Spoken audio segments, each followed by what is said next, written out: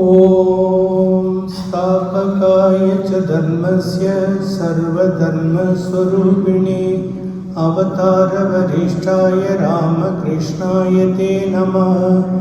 जननीं शारदां देवीं रामकृष्णं जगद्गुरुं पादपद्मे तयोः श्रुत्वा प्रणमामि मुहुर्मुहुः। नमस्ते यतिराजाय विवेकानन्दसूरये सत्सित्सुखस्वरूपाय स्वामिने तापहारिणे। தெளிவு குருவின் திருமேனி காண்டல் தெளிவு குருவின் திருநாமம் செப்பல் தெளிவு குருவின் திருவார்த்தை கேட்டல் தெளிவு குரு சிந்தித்தல்தானே.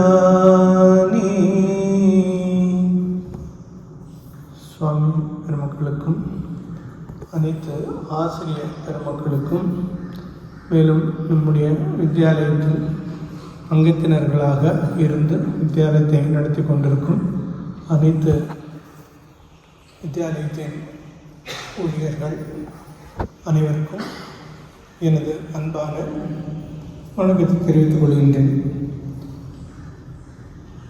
இந்த அந்தர்யோகத்தில் திருமூவரை பற்றி பேசணும்னு சுவாமி சொல்லியிருக்கிறார்.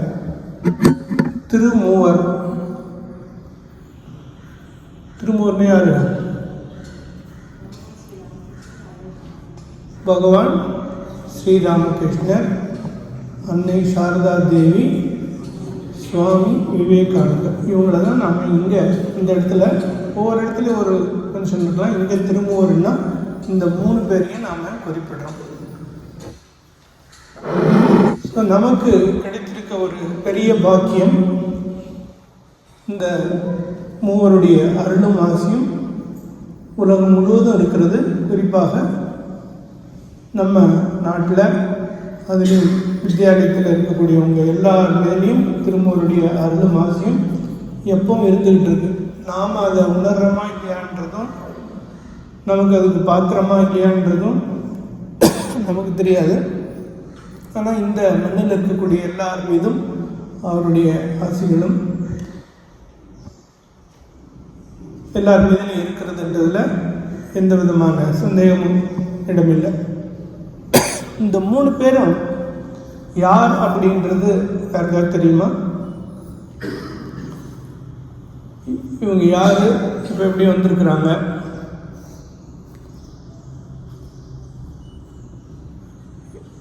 நிறைய பேர் வேலூர் மட்டுக்கு கோயிலுக்கு போனாங்க. நிறையா பார்க்குறதுக்கு ஒருத்தர் கைட் பண்ணுறார். அப்போது சுவாமி பிரம்மானந்தர் கோயிலை காமிச்சு, அந்த சுவாமி பிரம்மானந்தர் அதுக்குள்ளே இருக்கிறாரு. அவர் பார்த்து இவர் தான் இந்த கோயிலெலாம் கட்டுறதுக்கு பணம் கொடுத்த சேட்டு அப்படின்னு சொல்லி இன்ட்ரடியூஸ் பண்ணாங்க.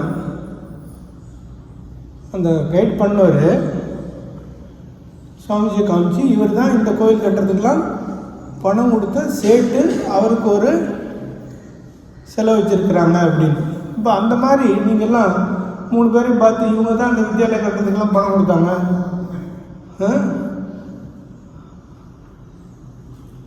அப்படி இல்லாமல் அவங்க யாருன்னு தெரிஞ்சுக்கணும். உண்மையாக யார் அவங்க?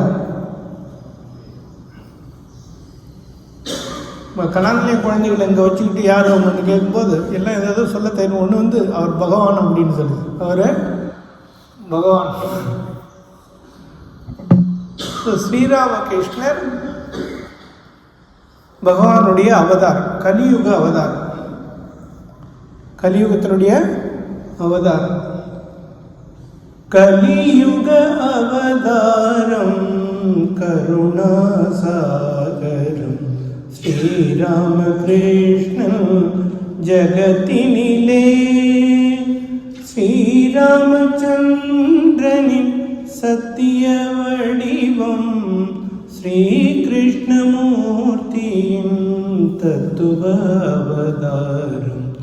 கலியுக அவதாரம் கருணாசாகரம் ஸ்ரீராமகிருஷ்ணன் ஜகத்தினிலே ஸ்ரீராமச்சந்திரனின் சத்திய வடிவம், ஸ்ரீகிருஷ்ணமூர்த்தியின் தத்துவ அவதாரம், அருளன்னை காளியின் அன்பினில் வளர்ந்தான், அன்பு அன்னை சாரதையை சக்தியாய் மணந்தான், கற்பக தருவாகி கருணை பொழிந்தான், கலியுகம் உய்யவே குருவாகி அமர்ந்தான், கலியுக அவதாரம் கருணாசாகரம், ஸ்ரீராமகிருஷ்ணன்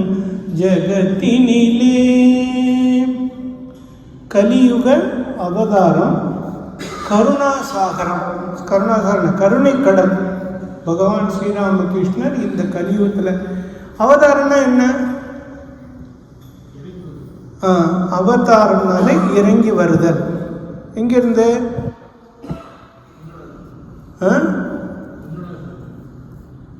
இந்த உலகத்தில் இருந்தா, விண்ணுலகத்தில் இருந்து. ஸோ பகவான் விண்ணுலகத்தில் இருக்கிறாரா? இப்போ விண்ணுலகம் எங்க இருக்குன்னு வேணும்.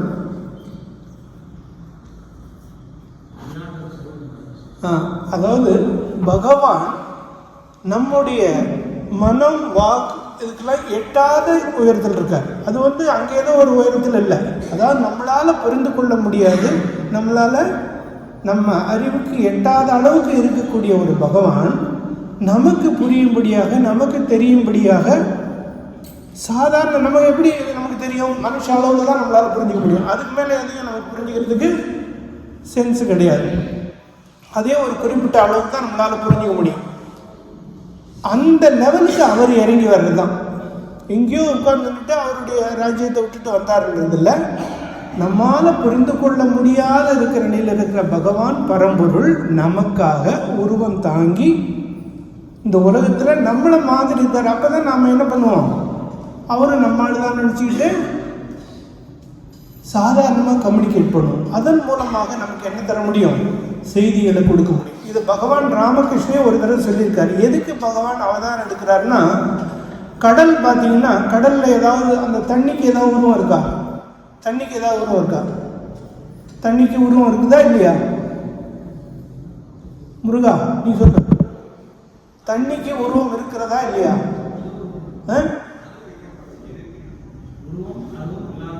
இல்லை, நான் கேட்டது உருவம் இருக்கிறதா இல்லையா? கேட்ட கேள்விக்கு மட்டும் பதில் எஸ் நோ ரெண்டு தான் இருக்கு. இப்போ உருவம் இல்லாமல் இருக்கிற ஒரு இது, அதுவே குளிர்ச்சி அடைஞ்சுன்னா என்ன ஆயிடுது, அந்த தண்ணி பனி கட்டி ஆயிடுது. அப்போ உருவம் வந்துடுது, உருவம் வந்துடுது. உருவம் இல்லாததுக்கு இப்போ ஒரு எந்த உருவத்தில் வேணாலும் இப்போ பனிக்கட்டி மனுஷனாக எல்லா மாதிரி பண்ணி வைக்கிறாங்க. அப்படி வந்துடுது. திடீர்னு மறுபடியும் நல்ல வெயில் வந்துடுச்சுன்னு வச்சுக்கோங்க, என்ன ஆகிடும், இப்போ உருவம் இல்லாமல் இருக்குது, மறுபடியும் உருவம் வருது, மறுபடியும் இல்லாமல் போய்டும். அப்படி தான் அந்த சச்சிதானந்த கடல் அப்படின்றதுலேருந்து பகவான் உருவமாக வர்றார் நமக்காக. எப்போ நமக்கும் ஞானம் வருகிறதோ, அந்த ஞானம் வரும்போது பகவான் உருவம் மட்டும் இல்லை, அதை கடந்து உருவம் மற்றவராகவும் இருக்கிறார் அப்படின்னு நமக்கு தெரிய முடியும். ஸோ நம்ம ரொம்ப லிமிட்டட் புரிதல் தான் நம்மக்கிட்ட இருக்குது. ஒரு புரிந்த அளவுக்கு தான் புரிஞ்சிக்க முடியும். அதுக்காக பகவான் தன்னுடைய ஐஸ்வர்யங்களெல்லாம் விட்டு ஒரு சாதாரண மனுஷன் போல உலகத்தில் அவதரிக்கிறார். அவதரிக்கிறதுடைய நோக்கம் என்னன்னா, பகவான் பகவத்கீதையில் சொல்லியிருக்கார், யதா யதாகி தர்மஸ்ய கிளானி பவதி பாரத அப்யுக்தானாம் அதர்மஸ்ய ததாத்மானம் சிருஜாம்யகம் பரித்ராணாய சாதுனாம் விநாசாய ச துஷ்கிருதாம் தர்ம சமஸ்தாபனார்த்தாய சம்பவாமி யுகே யுகே. இந்த ரெண்டு ஸ்லோகத்தில் பகவான் சொல்லியிருக்கார், யதா யதாகி தர்மஸ்ய, எப்பொழுதெல்லாம் தர்மத்துக்கு, கிளானி பவதி, அதுக்கு ஒரு வீழ்ச்சி வருகிறதோ, யதா யதாகி தர்மஸ்ய கிளானி பவதி, ஓ பாரத ஓ அர்ஜுனா, யதா யதாகி தர்மஸ்ய கிளானி பவதி பாரத அப்யுக்தானாம் அதர்மஸ்ய, எப்போ அதர்மம் கையோங்கி நிற்கிறதோ ததாத்மானம் சஞ்சாமியகம், அப்பெல்லாம் நான் வந்து உலகத்தில் அவதரிக்கிறேன். ஸோ பகவான் அவதரிக்கிறதுக்கு ஒரு காரணம் வச்சுருக்காரு. எப்பெல்லாம் தர்மம் வீழ்ச்சி அடைஞ்சு அதர்மம் தலையெடுக்கிறதோ அப்பெல்லாம் நான் வரேன் அப்படின்றார். எதுக்காக சார் வரீங்க அப்படின்னு கேட்டால், பரித்ராணாய சாதுனாம், நல்லவர்களை காப்பதற்காகவும் தர்மத்தை காப்பதற்காகவும், விநாசாயோச்ச துஷ்கிருதாம், தீமையை அழிப்பதற்காகவும், தர்ம சமஸ்தாபனார்த்தாய, தர்மத்தை மீண்டும் உலகத்தில் நிலைநாட்டுவதற்காகவும் நான் உலகத்தில் அவதரிக்கிறேன் அப்படின்றார். எதுக்காக வர்றாரு?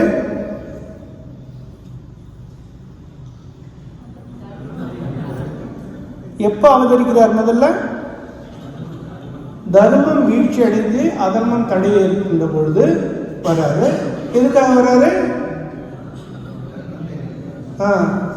தர்மத்தை காத்து அதர்மத்தை அழித்து உலகத்திலே மீண்டும் தர்மத்தை எஸ்டாப்ளிஷ் பண்ணணும், நிலைநிறுத்துறதுக்காக வர்றார். இதுதான் அவருடைய நோக்கம். அதுக்காக தான் வந்துகிட்டு இருக்கார். அப்படி வருகின்ற பொழுது அதை மட்டும் பண்ணிட்டு போல அவர் ஒரு அழகான லீலையெல்லாம் செய்கிறார். திருவிளையாடல் புரிகிறார்னு சொல்லி சிவபெருமான் எத்தனையோ திருவிளையாடல் புரியறதை பார்க்குறோம். அந்த மாதிரி பகவான் நிறைய திருவிளையாடல் செய்து நமக்கு ஒரு பாதையை காமிச்சிட்டு போகிறார். என்ன பாதை? நம்ம வந்து பாதை தெரியாமல் இந்த உலகத்தில் அடைஞ்சிட்டு இருக்கோம். என்ன?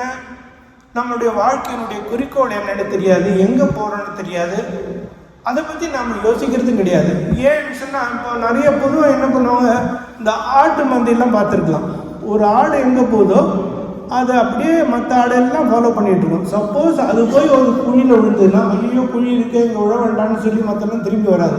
அது பாட்டு என்ன பண்ணோம் பார்த்துருக்கீங்களா இல்லையா? சப்போஸ் அங்கே ஒரு குச்சி வச்சுருக்கோம், அது என்ன பண்ணும்? ஜம்ப் பண்ணி போகும், தாண்டி போகும். 2 ஆடு தாண்டி போச்சுன்னு வச்சுக்கோ. பின்னாடி வர்ற ஆடெல்லாம் என்ன பண்ணும்? தாண்டி தான் போகும். சப்போஸ் நீ குச்சி எடுத்துட்டுனா, சரி குச்சி தான் இல்லையே எதுக்கு தாண்டணும்லாம் இருக்காது. என்ன பண்ணும்? அந்த இடத்துல வந்து தாண்டி போய்கிட்டே இருக்கும். அது என்ன? சிம்பிளாக ஃபாலோ பண்ணும். இப்போ அப்படி தான் நம்மளுடைய எல்லாரும் என்ன பண்ணிகிட்டு இருக்கோம், முன்னாடி போனோன்னா ஃபாலோ பண்ணி போய்கிட்டே இருக்கோம். அதில் எவனாவது தனியாக புத்திசாலித்தனமாக செயல்பட ஆரம்பித்தான்னா அவனுக்கு என்னன்னு சொல்லுவான்? அது பைத்தியம். ஏன்னா இது மாதிரி யாரெல்லாம் ஃபாலோ பண்ணுறாங்களோ, சேமாக இருக்குதோ, ஒரே மாதிரி ஃபாலோ பண்ணுறாங்களோ, அதுதான் அறிவு உள்ளவங்க செய்கிற வேலை. அப்போ அப்படின்னா பார்த்தா உலகம் இப்போ எதை நோக்கி ஓடிக்கிட்டு இருக்கு? எல்லாமே பணத்தை நோக்கி, என்ஜாய்மெண்ட்டை நோக்கியும் ஓடிக்கிட்டே இருக்குது. அது யாரெல்லாம் ஃபாலோ பண்ணுறாங்கன்னா அவங்களாம் ரொம்ப பியூரான க்ளீனான அறிவு உள்ளவன்னு சொல்லி, இது பணம் வேணாம், காசு வேணாம், நான் வந்து கோபினம் கட்டிக்கிட்டு பகவானை தேடிக்கிட்டு இருக்கேன்னு யாராவது சொன்னாங்கன்னா என்ன சொல்லுவாங்க? பிழைக்க தெரியாமல் ஏதோ பிரச்சனை இருக்குது, இல்லைன்னா மண்டையில் கொஞ்சம் ஸ்க்ரூ கழட்டி போச்சுன்னா. இப்போ யாருக்கெல்லாம் டைட்டாக இருக்குது, கரெக்டாக இருக்குன்னு அர்த்தம்னா, யாரெல்லாம்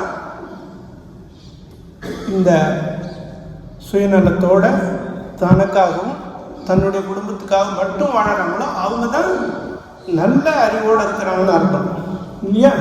யாராவது மற்றவங்களுக்கு கூட செஞ்சுட்டு தனக்கு இல்லாமல் இருந்தால் கூட நம்ம என்ன சொல்லுவோம்? கழண்டு போச்சு அப்படின்னு தான் சொல்லுவோம். ஸோ அந்த மாதிரி பார்க்கக்கூடிய இந்த உலகத்தில் எப்படி வாழணும், எப்படி உதாரணமாக இருக்கணும், எப்படி ரோல் மாடலாக இருக்கணும், வாழ்க்கையினுடைய குறிக்கோள் என்ன அப்படின்றதையும் நமக்கு தெளிவுபடுத்துறதுக்காக பகவான் வர்றார். இப்போ வாழ்க்கையினுடைய குறிக்கோள் என்ன?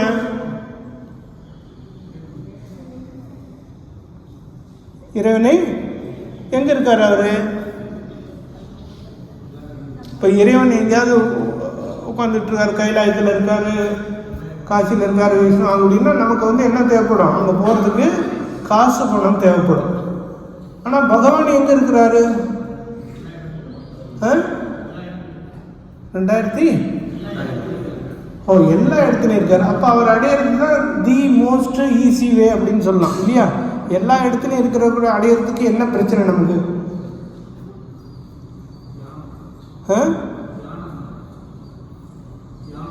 தியானம் எதுக்காக பண்ணுறது? அவர் உனக்குள்ளே இருந்தால் தான் தியானம் பண்ணணும்.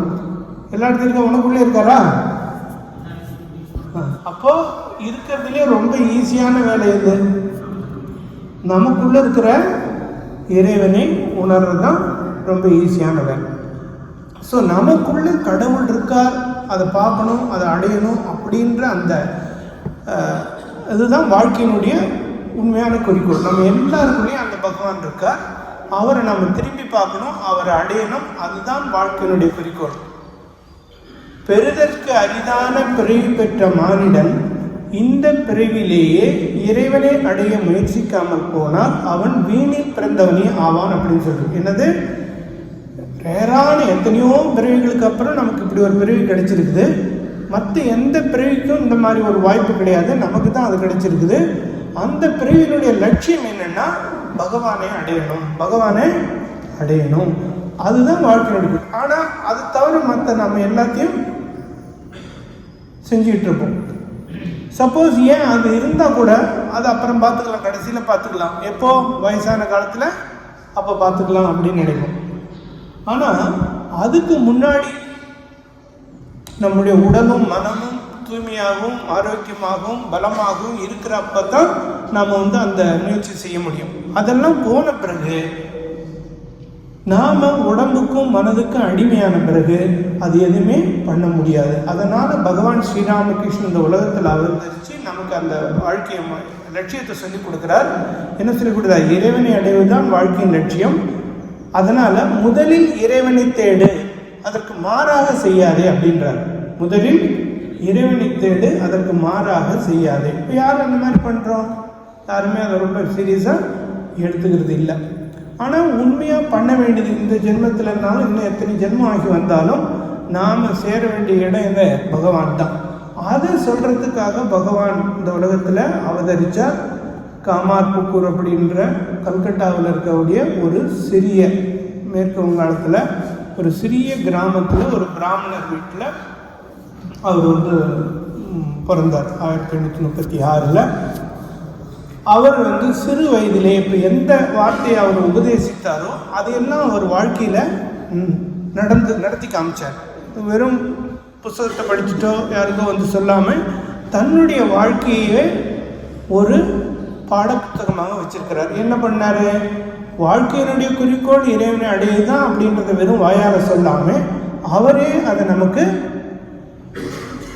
வாழ்ந்து காமிக்கிறார். எப்படின்னா சின்ன வயசுலேயே பகவான் மட்டும்தான் அவருக்கு ரொம்ப பிரியம். பகவான் நமக்கு எது மேலேயும் இஷ்டம் கிடையாது. பகவானை பற்றி பாடுறது, பகவானை பற்றி பூஜை பண்ணுறது, அது கூடவே அவருடைய மனதும் தூய்மையாக இருக்கும். சத்தியத்தில் அவருக்கு ரொம்ப ஈடுபாடு. சத்தியம் மட்டும் அவர் கட்டியாக பிடிச்சிக்கிட்டார். இந்த கலியுகத்தில் நம்ம எந்த சாதனை பண்ணலைனாலும் சத்தியம் மட்டும் இருந்தால் போதும் அப்படின்னு. இந்த சத்தியமாக இருக்கிறது, தூய்மையாக இருக்கிறது, ஆசை இல்லாமல் இருக்கிறது, இதெல்லாம் தான் குவாலிஃபிகேஷன். கடவுளை அடையிறதுக்கு நமக்கு என்னென்னலாம் இருக்கணும்னா இந்த நான் என்ற அகங்காரம் இருக்கக்கூடாது, மனசு தூய்மையாக இருக்கணும், அதில் எதுவும் திருட்டுத்தனம் இருக்கக்கூடாது. அதுக்கப்புறம் வேற என்ன சொன்ன? இறைவன் மேலே அன்பு இருக்கணும். ஏதாவது இருக்கா? சத்தியத்தின் மேலே பிடிப்பு இருக்கணும். இதெல்லாம் இருந்ததுன்னா உடலும் மனமும் தூய்மையாக இருக்கணும். இதெல்லாம் இருந்தால் தான் நாம் என்ன பண்ண முடியும்? கடவுளை அடைய முடியும். ஏன்னு சொன்னால் அவரும் அப்படிப்பட்டவர். இப்போ நாம் அதை அடையணும்னா நமக்கு அந்த குவாலிட்டி இருந்தால் மட்டும்தான் நாம் அதை சேர முடியும். எப்போ நம்முடைய மனசு தூய்மையாக இருக்குதோ, அகங்காரம் இல்லாமல் இருக்கோ, சத்தியத்தில் இருக்குதோ, இதெல்லாம் தான் நமக்கு தகுதிகள். சரி, பகவான் என்னால் அடைய முடியல, நான் ரொம்ப ஏழையாக இருக்கிறேன், அது அவருக்கு பிரச்சனையே கிடையாது. நான் படிக்கவே இல்லை, நான் கொஞ்சம் தான் படிச்சிருக்கேன், அது அவருக்கு விஷயம் கிடையாது. அவர் கேட்குறதெல்லாம் என்ன கேட்குறாரு? தூய்மையான மனசு வச்சிருக்கியாப்பா. அதுக்கப்புறம் இன்னொன்று கேட்குறாரு, ரொம்ப எளிமையாக இருக்கிறியான்னு கேட்குறாரு. என்ன கேட்குறாரு? எளிமையாக இருக்கிறியாயா? நீ ஒன்றும் கொடுக்க வேண்டாம். அவர் என்ன கேட்டுக்காரு? நீ எதுவுமே கொடுக்க வேண்டாம், எனக்கு சும்மா ஒரு தண்ணி கொடுத்தா போதும், ஒரு இலையை கொடுத்தா கூட, ஒரு பூ கொடுத்தா கூட போதும், அதெல்லாம் எனக்கு போதும், வேறு எதுவுமே நீ தர வேண்டாம். இப்போ சிவபெருமானுக்கெல்லாம் நம்ம பண்ணும்போது என்ன, ஒரு வில்லு இலையை போட்டு கொஞ்சம் தண்ணி ஊற்றினாலே ஓஹோன்னு அவர் சந்தோஷப்பட்டு கேட்டதெல்லாம் கொடுக்கறதுக்கு ரெடியாக இருக்கார். அப்போ அதுவும் நமக்கு தேவையில்லை. அப்போ நமக்கு வேண்டிய குவாலிஃபிகேஷன்றதுக்கு நமக்கு பணம் இல்லை, பகவானுக்கு 2 தேங்காய் வாங்கி உடைக்கிறதுன்னு கூட யோசிக்க வேண்டாம். அவர் கேட்குறது உன்னுடைய சுத்தமான அன்பை மட்டும்தான் கேட்குறார். ஸோ இது மட்டும் இருந்தால் போதும், பகவானை அடைய முடியும் அப்படின்றத நமக்கு மத்தியில் காமிக்கிறதுக்காக என்னவோ பகவான் என்ன பண்ணுறாரு, எல்லாரும் போலையும் அங்கே தட்சிணேஸ்வரத்தில் அங்கே இருக்காங்க பாருங்கள், லைட்டாக திரும்பி பார்க்க முடிஞ்சால் பாருங்கள், அந்த சோத்துல ஒரு லைட் போட்டிருப்பாரு. அங்கே யாருக்கு என்ன பண்ணிட்டு இருக்காங்கன்னு தெரியுதா? காளி தேவி, ஸ்ரீராமகிருஷ்ணர் வந்து காளி தேவிக்கு பூஜை பண்ணுறாரு. அந்த அம்மா அந்த சிலையிலேருந்து வந்து கீழே உட்காந்து இந்தப்பா நீ சாப்பிடுன்னு சொல்லி குருதேவருக்கு அந்த பிரசாதத்தை ஊட்டுறாங்க. இது எப்போ நடந்தது அப்படின்னு சொன்னால், இப்போ நம்ம பார்க்க போகிற விஷயத்துக்கு அப்புறமா நடந்தது. அதாவது அவர் அந்த காளி கோயில் பூஜாரியாக இருக்கிறாரு. பொதுவாக பூஜாரிலாம் என்ன பண்ணுவாங்க, ஏதோ 3 மந்திரத்தை சொல்லிட்டு ஒரு ஆராதனை பண்ணிவிட்டு பிரசாதம் வச்சு படிச்சுட்டு அதை வந்து எல்லோரும் ஷேர் பண்ணி சாப்பிட்றது தான் நம்மளுடைய வழக்கம். ஸோ அவர் அப்படி போட்ட பூஜை பண்ணல. அம்மா இந்த சிலையில் இருக்கிறாளா, உண்மையே இருந்தால் எனக்கு காட்சி கொடுக்கணும், நான் செய்கிற பூஜையை அவள் ஏற்றுக்கிறாளா இல்லையான்னு எனக்கு தெரியணும் அப்படின்னு சொல்லி அவர் பிரார்த்தனை பண்ணுறார். அம்மா நீ உண்மையிலே இந்த சிலையில் இருக்கிறாயா அப்படின்னு சொல்லி எனக்கு காட்சி கொடுமான்னு தினமும் கேட்டுட்ருக்கார். ஒவ்வொரு நாளும் அப்படி கேட்டால் கொடுப்பாங்களா? கொடுக்க மாட்டோம். அப்படின்னா நம்ம சரி விட்டுடுவோம், அவ்வளோதான். ஆனால் அவர் இல்லை, அம்மா இன்னைக்கு ஒரு நாள் வீணாக போச்சுன்றார். இன்னைக்கு ஒரு நாள் வீணாக போச்சு, எப்படியாவது போனால் பரவாயில்லன்னு நாம நினைப்போம். அவர் என்ன பண்ணுறாரு, வீணாக போயிட்டது. எதுக்கு வீணாக போச்சு? இறைவனை பார்க்காத நாள் வீண் அப்படின்றார். இறைவனை பார்க்காத நாள், இறைவனை பற்றி நினைக்காத நாள், இறைவனை பற்றி பேசாத நாள். ஒரு ஊருக்கு ஒரு ஊர்லேருந்து ஒரு பெரிய இன்னொரு ஊருக்கு போயிட்டு இருந்தாராம். அப்படி போனப்போ அந்த ஊருக்கு முன்னாடியே சுடுகாடு இருக்குது. ஊரில் நுழையத்துக்கு முன்னாடியே சுடுகாடு இருக்குது. அந்த சுடுகாட்டில் நிறைய கல்லறை வச்சுருக்காங்க.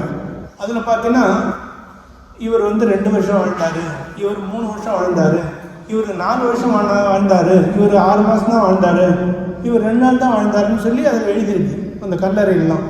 இந்த போனவனுக்கு தூக்கி வாரி போட்டதுன்னா இந்த ஊரில் போனால் போய்டும் போடுறதுக்கு, எவனுமே 5 வயசை தாண்டலையே அப்படின்னு சொல்லி அவர் ஆச்சரியமாக போச்சு, பயந்து போயிட்டார். அப்புறமா அங்கே வந்து வயசான ஒருத்தர் இருந்தார். அவரை பார்த்து கேட்டாங்க, ஏங்க எங்கள் எல்லாமே பாதிலே போன மாதிரி இருந்ததே, என்ன விஷயம் அப்படிங்கும்போது, அது ஒன்றும் இல்லைங்க, எத்தனை நாள் அவங்க வந்து இந்த மாதிரி பகவான் சிந்தனையிலையும் பகவானை பற்றியும் யூஸ்ஃபுல்லாக பயனுள்ள வகையில் வாழ்ந்துருக்காங்களோ அதை மட்டும்தான் நாங்கள் எழுதுகிறோம், மற்றபடி அதெல்லாம் அதில் நோட் பண்ணுறதில்ல, அதெல்லாம் வீணா போன நாள் அப்படின்னு சொல்லி. அந்த மாதிரி நம்ம வாழ்க்கையில் எதை பகவானை நினைக்கிறோமோ அது மட்டும்தான் உண்மையாக வாழ்ந்துக்கிட்டு இருக்கிறதா அர்த்தம். அதனால் அம்மா இன்னைக்கு ஒரு நாள் வீணாக போயிடுச்சு அப்படின்னு சொல்லி அழறார். பட் காளி வந்து ஒன்றும் காட்சி கொடுக்கல. இப்படியா ஒரு டெய்லி போய்கிட்டுனா விழுந்து புரள்றாரு, அழறாரு, வயிற்று வலிக்கார மாதிரி துடிக்கிறாரு.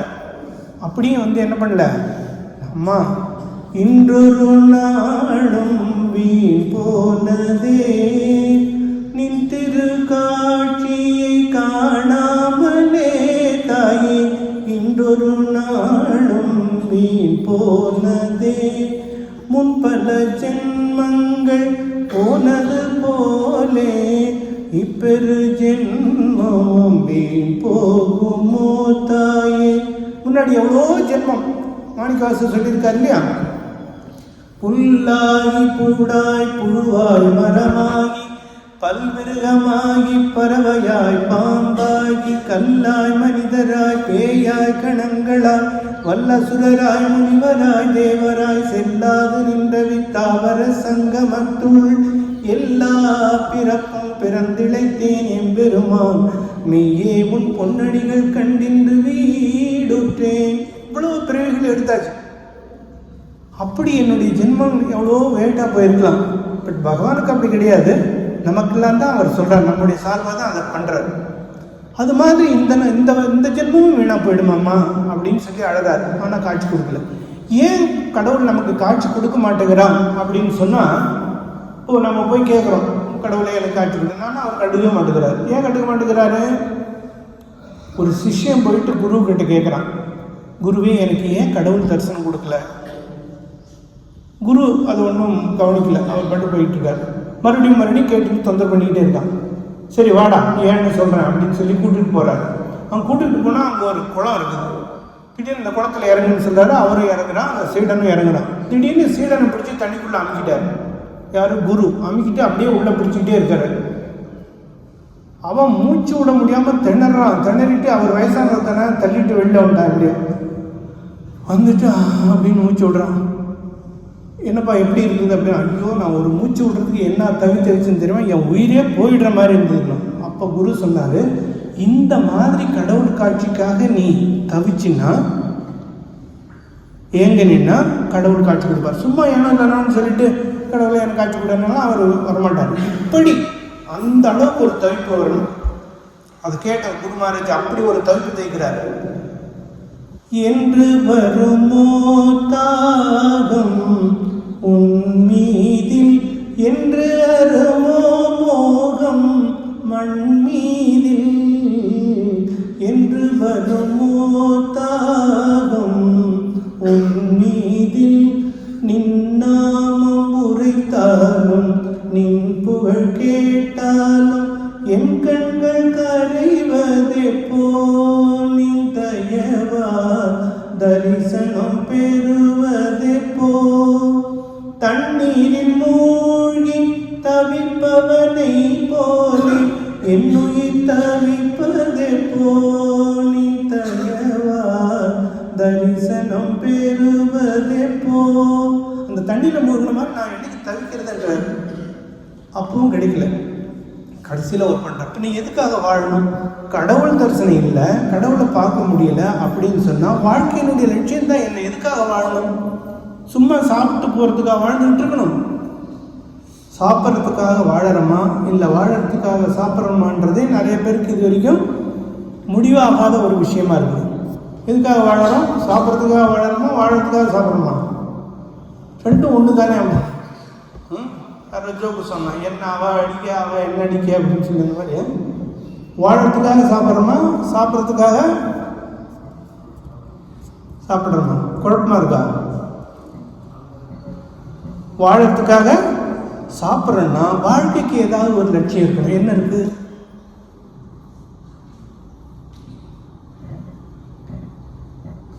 அவர் கண்டுபிடிச்சது என்னன்னா கடவுளை பார்க்கறது தான் வாழ்க்கையினுடைய லட்சியம். நான் இப்படி அழுது பார்த்துட்டேன், அரட்டி பார்த்துட்டேன், எல்லாம் பண்ணி பார்த்துட்டேன், அப்பவும் நீ தரல. கடைசியாக ஒரு வார்த்தை கேட்குறமா, சொல்லடி பவதாரிணி நீ இந்த கல்லிலே இருப்பது உண்மை என்றால் அதை காட்டடி கபாலினி.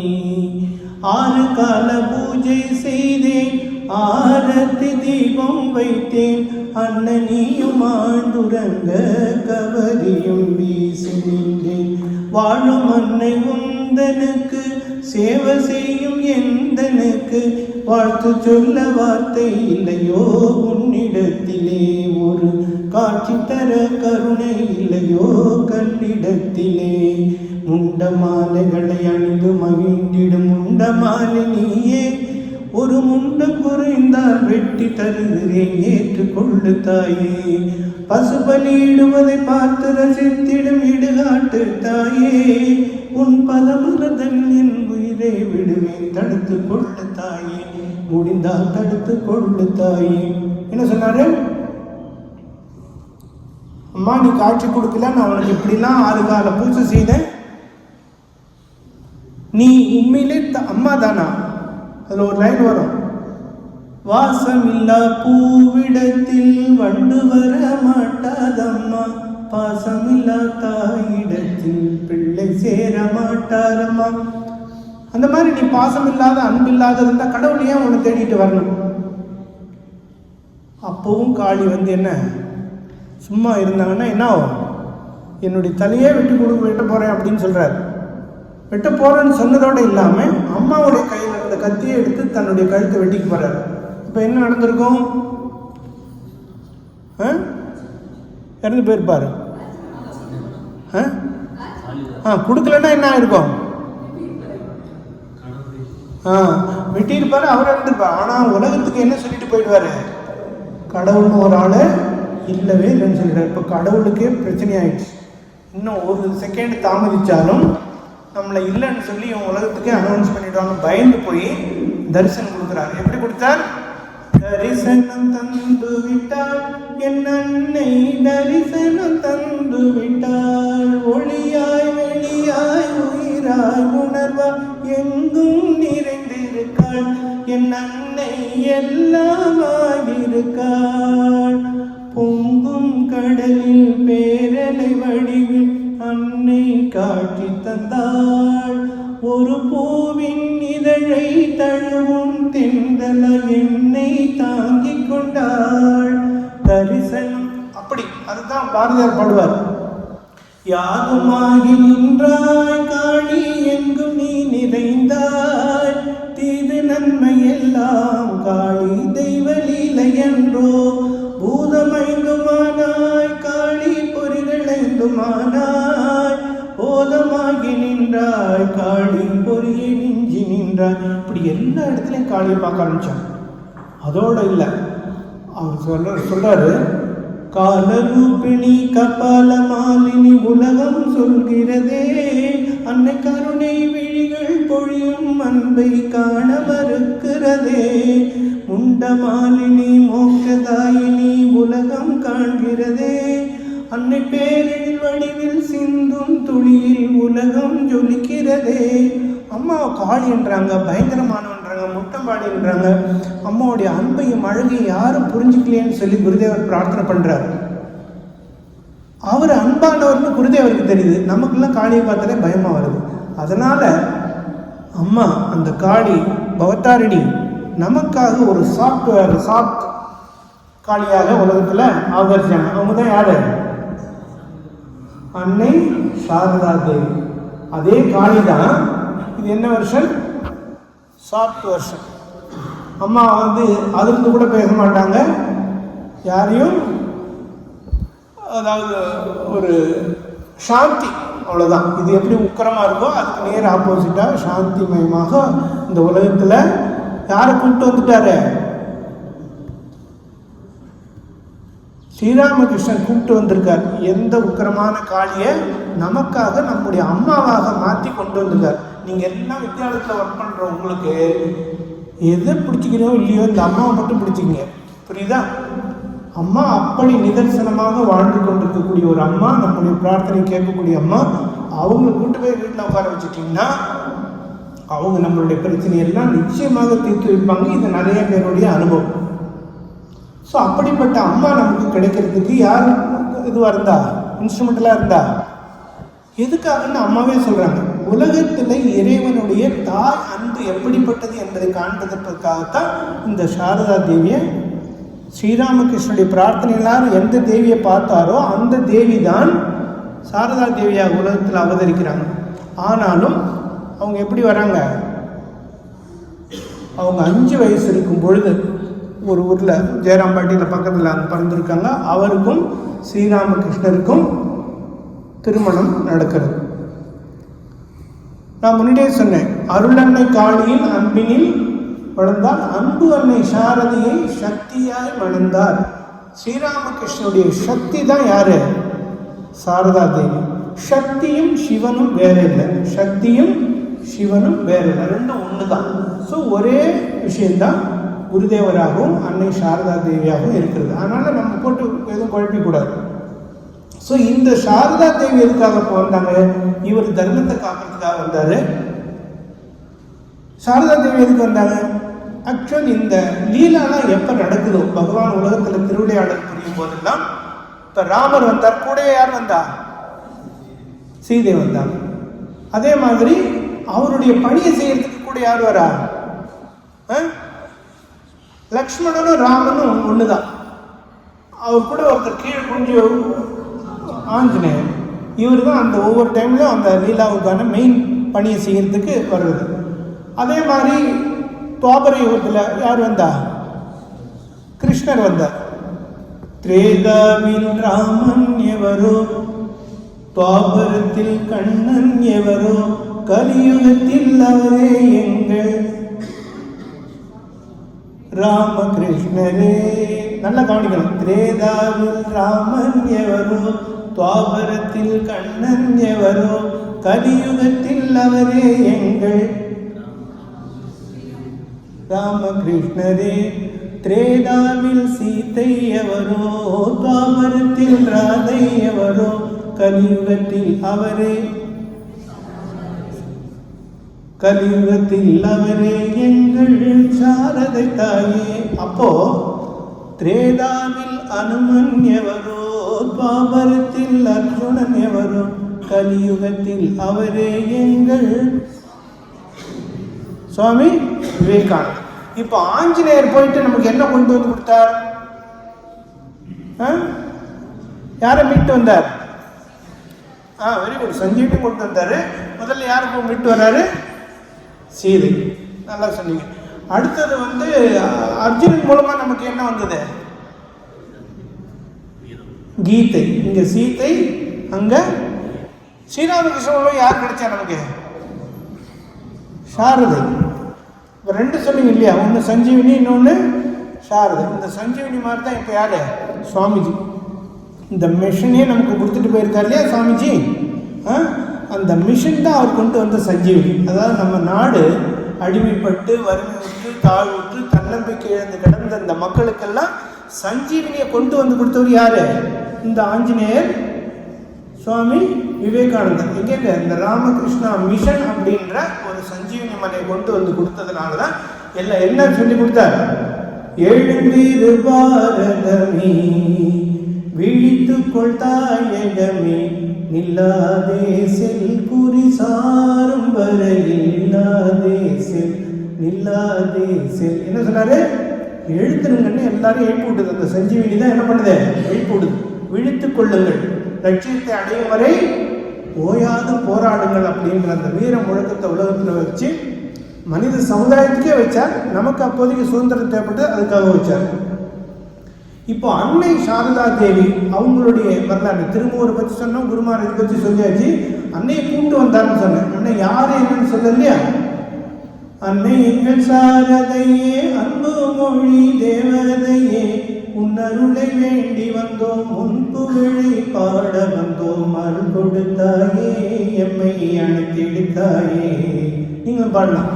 அருள் கொடுத்தாயே, எம்மை அழைத்தெடுத்தாயே, மரம் கொடுத்தாயே, எம்மை வாழ்த்தெடுத்தாயே. அம்மா கிட்ட வர்றதுக்கு ஒன்றும் வெக்கப்படக்கூடாது. எல்லாம் சொந்தமாக கைத்தட்டி பாடு.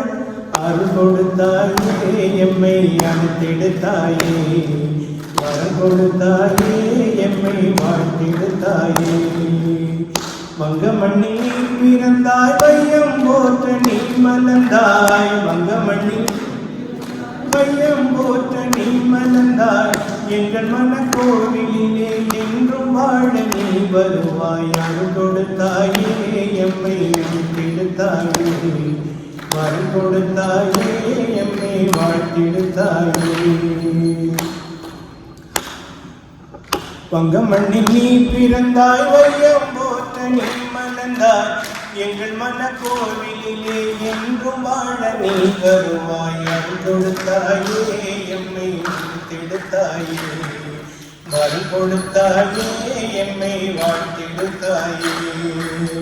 சொந்த பந்தம் பார்த்ததில்லை, இந்த மன்னம் பார்த்ததில்லை, அன்னை அவள் பார்வையிலே அந்நியம்மா யாரும் இல்லை.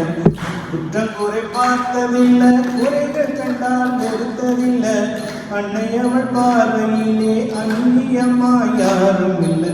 அருள் கொடுத்தாயே, எம்மை அழைத்தெடுத்தாயே, வரம் கொடுத்தாயே, எம்மை வாழ்த்தெடுத்தாயே. தூய்மை உந்தன் உயிர் மூச்சு, வாழ்மை உந்தன் வாழ்வாச்சி, தாய்மை உந்தன் தவமாச்சி, தரணி எல்லாம் உனதாச்சி. அன்பு ஒன்றாலே உனதை அழைத்து கொண்டாயே, அன்னை உன் வாழ்வில் இதை அறிந்து கொண்டோமே.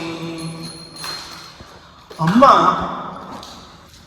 இந்த உலகத்தில் இருக்க எல்லாருக்கும் நான் தான் அம்மான்னு சொல்லியிருக்காங்க. இந்த உலகத்தில் இருக்க எல்லாருக்கும் நான் தான் அம்மா. அம்மா கிட்ட ஜாதி பேதம் கிடையாது, நல்லவன் கெட்டவன்றது கிடையாது. கெட்டவனுக்கு கூட நான் தான் அம்மான்றாங்க.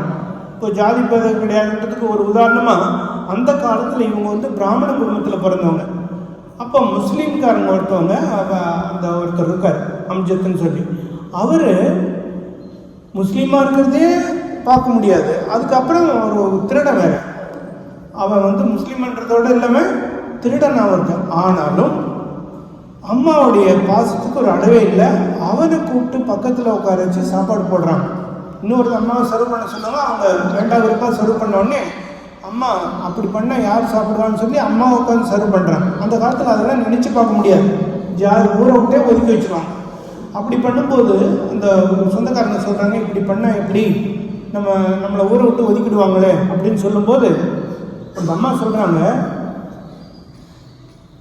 இங்கே எங்கே இருக்கார் சுவாமி சாரதானந்தர், இந்த சாரதானந்தர் இங்கே இருப்பார் இந்த சைடில். அப்போ சொல்கிறாங்க, இந்த சாரதானந்தர் எப்படி எனக்கு மகனோ அதே மாதிரி தான் இந்த அம்ஜத்து எனக்கு மகன். சாரதானந்தர் யார்? அவர் குருமாராவோட நேரடி சீடர். இவரை பாதுகாக்கக்கூடிய ஒரு பொசிஷனில் இருக்கிறாரு, ஒரு பெரிய மகான் செயின்ட். அவர் எங்க இந்த முஸ்லீம் ஒரு திருடனாக இருக்கக்கூடிய இவன் எங்க. ரெண்டையும் அம்மா என்ன சொல்லுங்க, அவன் எப்படி எனக்கு மகனோ அதே மாதிரி இவனும் என்னுடைய மகன். இன்னொரு நடத்துக்கிட்ட ஒரு பையன் வந்துக்கிட்டு இருக்க அம்மாக்கிட்ட. அம்மா அவங்ககிட்ட பேசுகிறாங்க. அவங்க போன ஒருத்தர் சொல்கிறாங்க, ஐயோ அவனுடைய நடத்தையே சரியில்லை, அவன் ரொம்ப மோசமானவன், அவனை எப்படி கூப்பிட்டு பக்கத்தில் வச்சு பேசுகிறீங்க, அவனுக்கே ஆற்றுங்க அப்படின்னு சொல்லும்போது அம்மா என்ன சொல்கிறாங்க, என்னடா சொல்கிறேன், என் குழந்தை சாக்கடையில் விழுந்துச்சுன்னா அதை அப்படியே விட்டுருவோன்னா அதை தூக்கி என்ன பண்ணுவேன், இப்போ நம்ம என்ன பண்ணுவோம், தூக்கி கழுவிட்டு மடியில் வச்சுப்போம் இல்லையா, அந்த மாதிரி என் குழந்தை தப்பே பண்ணியிருந்தாலும் அதை தூக்கி நான் என்ன பண்ணுவேன், மடியில் வச்சுப்பேன், நான் விட்டுற மாட்டேன் அப்படின்னு சொன்னேன். ஒரு தடவை குருந்தையாரை பார்க்குறதுக்காக அன்றைக்கி ஒரு 60-70 கிலோமீட்டர் நடந்து தட்சிணேஸ்வரம் போகணும். அப்படி போகிற வழியில் ஒரு பெரிய காட்டுப்பகுதி இருக்குது.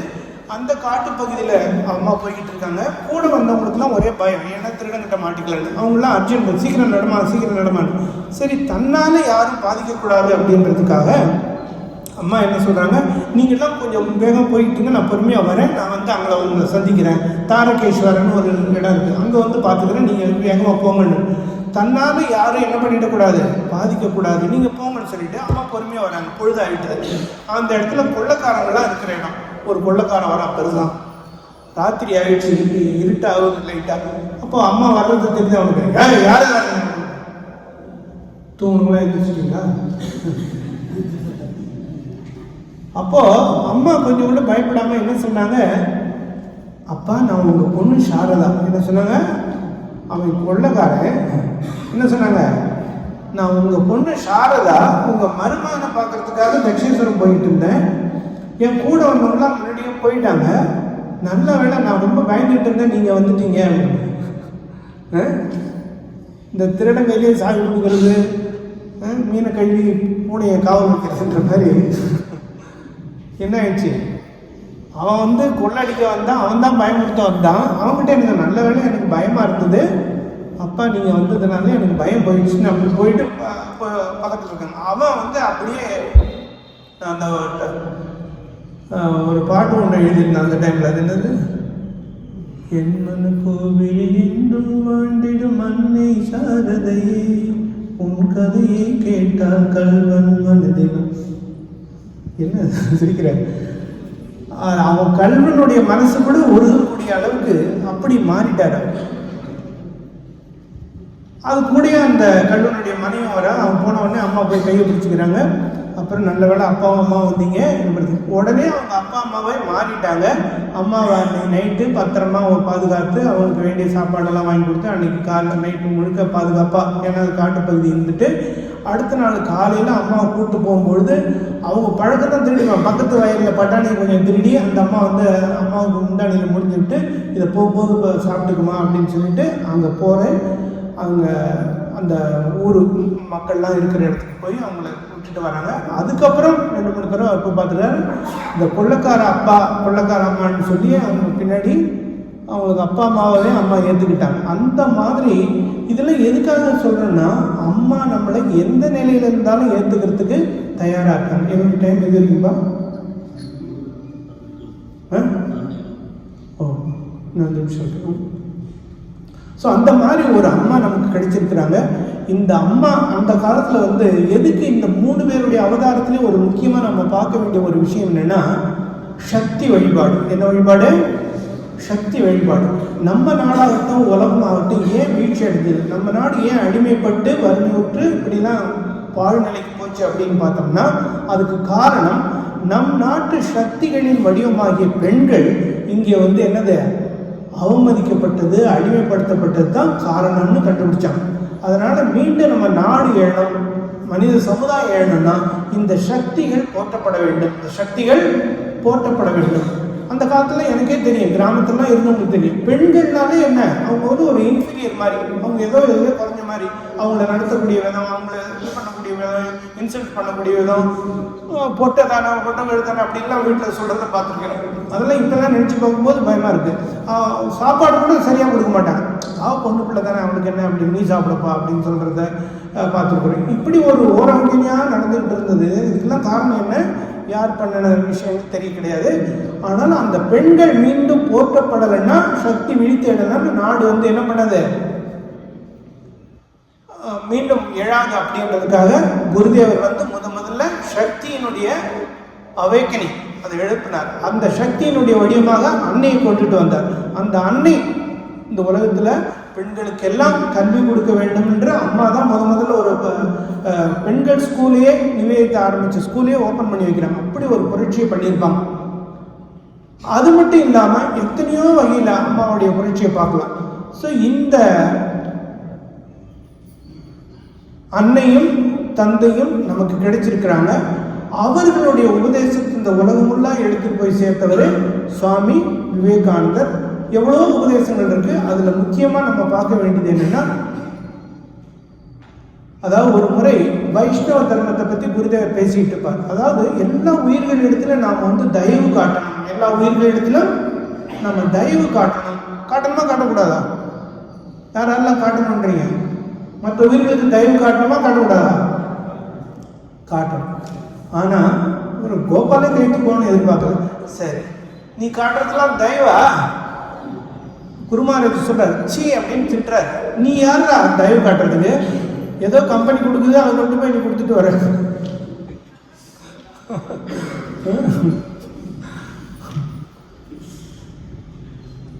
தயவு காட்டுறது இல்ல. இதெல்லாம் யாருடைய படைப்பு? உயிர்கள்லாம் யாரு? கடவுளுடைய குழந்தை. கடவுளுடைய குழந்தைகளுக்கு நீ தயவு காட்ட போறியா? அவ்வளவு பெரிய ஆளா கோபால்? கடவுளுடைய குழந்தைக்கு நாம தயவு காட்டுறதுக்கு நாம என்ன அவ்வளவு பெரிய ஆளா? குருதேவரே நம்ம கண்கள் எல்லாம் திறந்து வச்சார்.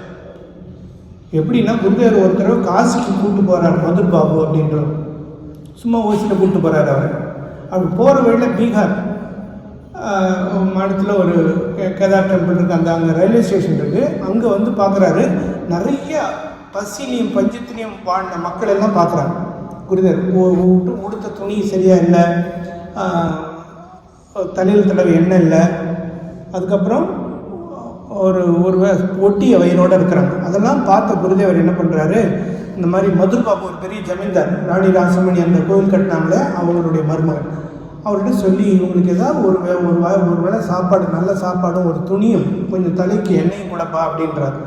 அப்போ அவர் என்ன சொல்கிறாரு, நாம் டூர் போகிறதுக்கு தான் இப்போ வந்து காசு கொண்டு வந்திருக்கோம், விஸ்வநாதர் கோவில் காசிக்கு போகிறோம், தீர்த்த யாத்திரை போகிறோம், அதனால் இப்போ வந்து செலவு பண்ண முடியாது, நான் ஊருக்கு போயிட்டேன். ஊரே காமிக்கிறார், ஒரு ஊருக்கே பண்ணணும், திருப்பி போயிட்டு நம்ம கொண்டுட்டு வந்து பண்ணிக்கலாம், இப்போ போகலாம், விஸ்வநாதர் பார்க்கறதுக்கு லேட் ஆகிட்டு இருக்கு அப்படின்னும் போது குருதேவர் சொல்லுவார், நீ வேணா போய் உன் விஸ்வநாதன் அங்கே பார்த்துக்கோ காசியில், என்னுடைய விஸ்வநாதன் இங்கே தான் இருக்கிறார், இந்த மக்கள் தான் என்னுடைய விஸ்வநாதன், என்னுடைய காசி விஸ்வநாதன் இவர்கள் தான், அதனால நான் இங்கேயே இருக்கிறேன், போய் அவங்க மத்தியில் உட்காந்துருவார்.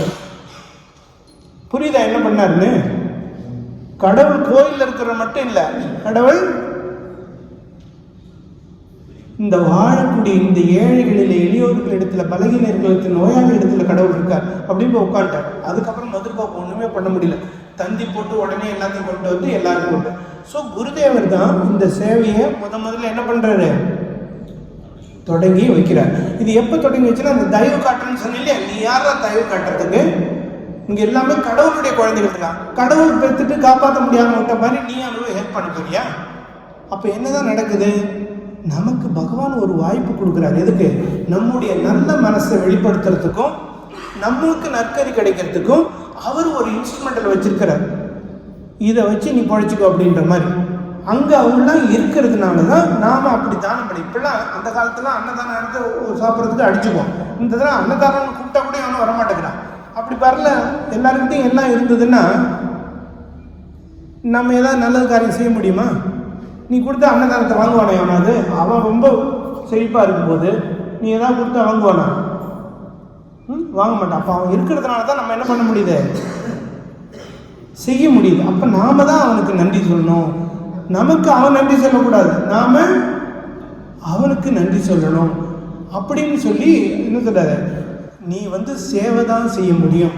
ஜீவனிலே சிவனை கண்டு சேவையினால் பூஜை செய்ய முடியும். இதை எடுத்துக்கிட்டார் சுவாமிஜி. என்னது, இங்க இருக்கிற ஜீவன் கிடையாது, ஆக்சுவலி சிவன் தான்.